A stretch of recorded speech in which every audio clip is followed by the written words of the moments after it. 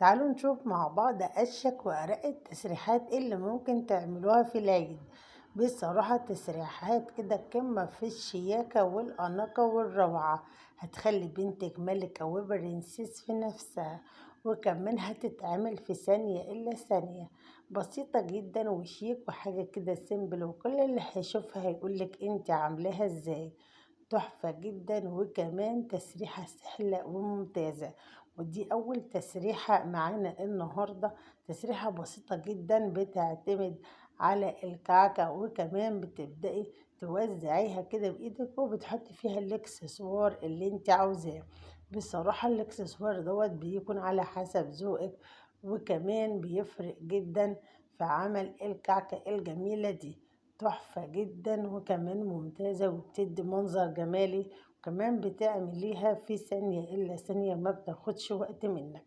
ودي تاني تسريحة معانا برضو بتعتمد على التوكة المشبك.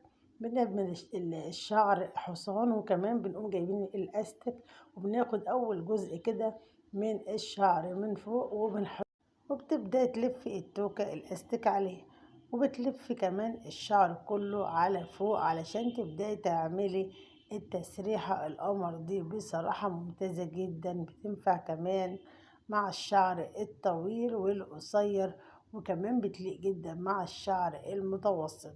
تبدأي تحطي الاكسسوار اللي انت عاوزاه. طبعا التوكة دي جميلة جدا، اللي هي التوكة المشبك دي تقدري اللي انت تحطي اي اكسسوار موجودة عندك، بتدي منظر جمالي. كمان التسريحة دي بتنفع للخروجات، وكمان لو عندك مناسبة بتكون حاجة كده قمة في الشياكة. تعالوا نشوف تالت تسريحة معانا النهاردة.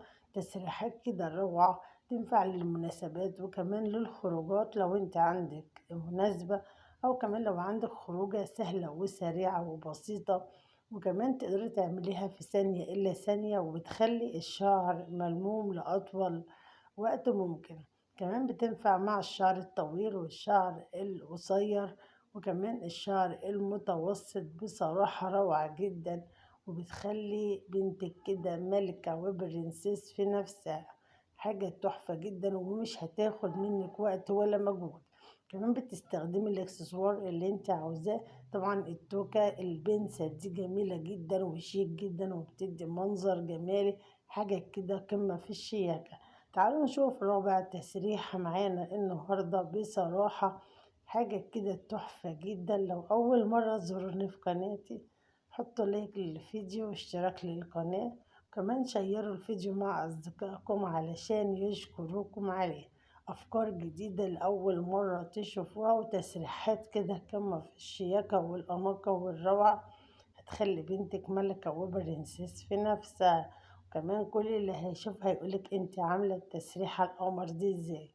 تعالوا نشوف مع بعض بقى خامس تسريحة تحفة جدا، سهلة وبسيطة وشيك كده، وحاجة كده سيمبل، وهتخلي بنتك كده ملكة وبرنسيس في نفسها. طبعا بتعتمد على الحصان، وبنبدأ نوزع الشعر بالتوكة الأستك، وبتبدأي تقلبي الشعر كده لجوه، وبتدخلي الجزء اللي انت ربطتيه بالتوكة الأستك دي لفوق. وكمان بيعتمد برضك على الإكسسوار، وبيخلي الشعر ملموم لأطول وقت ممكن. بصراحة حاجة كده قمة في الشياكة والروعة. وكمان نوع الإكسسوار اللي انت بتحطيه بيدي منظر جمالي، وكل واحد طبعا على حسب ذوقه. تحفة جدا، والمنظر تحفة جدا، وكمان التسريحة دي بتنفع للخروجات والمناسبات. تعالوا نشوف سادس تسريحة معانا النهاردة. لو انتم متابعيني هتعرفوا التسريحة دي رقم كام، واتمنى تكتبولي في التعليقات. دي سادس تسريحة. بصراحة ممتازة جدا، سهلة وبسيطة، وكمان شيك جدا وسيمبل، وحاجة يعني مش هتاخد في ايدك ثانية الا ثانية. هتعملي تسريحة تحفة جدا، وكمان حاجة مختلفة وجديدة وما بتاخدش وقت خالص. كمان بتنفع مع الشعر القصير والمتوسط، وبتخلي الشعر ملموم لأطول وقت ممكن، والاكسسوار على حسب